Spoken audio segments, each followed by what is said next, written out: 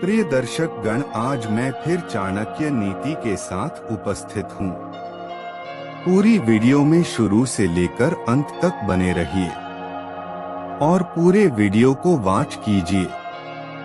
इस नीति में चाणक्य यह बताने का प्रयास किया है किस प्रकार से स्त्रियां पुरुषों को ठगती हैं। आइए जानते हैं।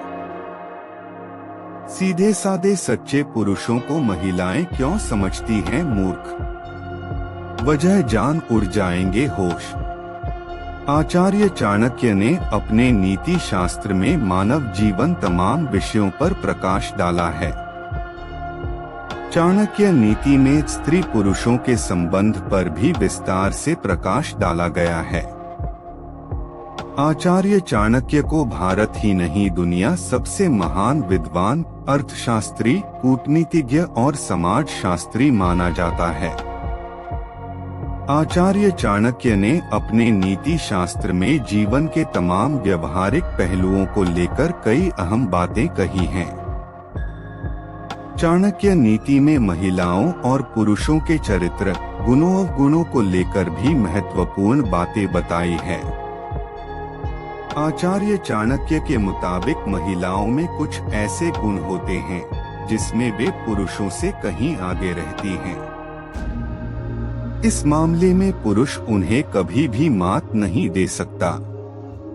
आचार्य चाणक्य ने अपने नीति शास्त्र में बताया है कि मोहिनी और मद पैदा करने वाली सुंदर स्त्री अपने सच्चे प्रेमी को कभी नहीं चाहती है। वह उसे न सिर्फ मूर्ख समझती है बल्कि घृणा भी करती है। चाणक्य शास्त्र के अनुसार जो पुरुष चाले चलता है, झूठ बोलता है, एक नंबर का धूर्त, दगाबाज और दुष्टता की खान होता है, उसे पाने के लिए मोहिनी स्त्री आतुर रहती है।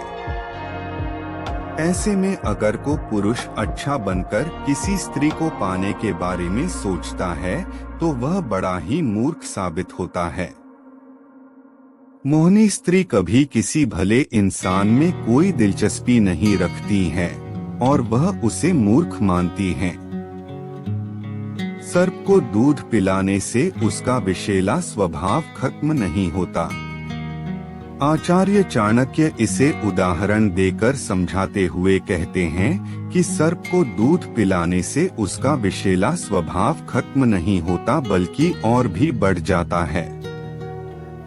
इसी तरह मोहिनी और मद पैदा करने वाली स्त्री अच्छे और सद्गुणी पुरुषों के संपर्क में आने पर और भी दुष्ट व क्रूर बन जाती हैं। वो ऐसे पुरुष को जीवन भर सांप की तरह डंसती रहती हैं। उसे उस पर दया भी नहीं आती। मोहिनी और मद पैदा करने वाली स्त्री हमेशा ऐसे पुरुष की तलाश में रहती हैं जो स्वभाव में दुष्टत, झूठ बोलता हो, चालें चलता हो, धूर्त हो, जो केवल अपनी कामपिपासा मिटना चाहता हो, जिसका लक्ष्य सिर्फ स्त्रियों की देह की प्राप्ति तक सीमित रहती है। ऐसे नीच पुरुष को पाने के लिए मोहिनी और मद पैदा करने वाली स्त्रियां किसी की भी परवाह नहीं करती। अपने माता पिता, पति और संतान को भी छोड़ने के लिए तैयार हो जाती हैं। ऐसी स्त्रियां शास्त्र, दंड, मान सम्मान किसी से भी नहीं घबराती है। उसे अपने प्राणनाश की भी चिंता नहीं रहती। चाणक्य आगे कहते हैं कि ऐसी स्त्रियों को पाने के लिए सच्चे, सभ्य और सद्गुणों पुरुष को अपने स्वभाव में बदलाव करना पड़ेगा, क्योंकि मोहिनी और मद पैदा करने वाली स्त्रियों में स्वाभाविक दोष होता है कि वह अपने और परायों में भेद कर पाती हैं। वह बिना विचार किए ही काम करती हैं, जो उसके साथ अच्छा करने वालों का ही नाश कर देती है। यह नीति सभी स्त्रियों पर लागू नहीं होती। आचार्य चाणक्य की यह नीति सभी स्त्रियों पर लागू नहीं होती है। चाणक्य की यह नीति केवल उन्हीं स्त्रियों पर लागू होती है जो मोहिनी और मद पैदा करने वाली होती हैं। ऐसी स्त्रियां केवल अपने स्वार्थ के लिए पुरुषों को अपनी ओर आकर्षित और मोहित करती हैं। प्रिय दर्शक गण, आप लोगों को आज का चाणक्य नीति कैसा लगा, हमें जरूर बताइएगा। मुझे पूरा भरोसा है कि आप लोगों को अच्छा लगा होगा।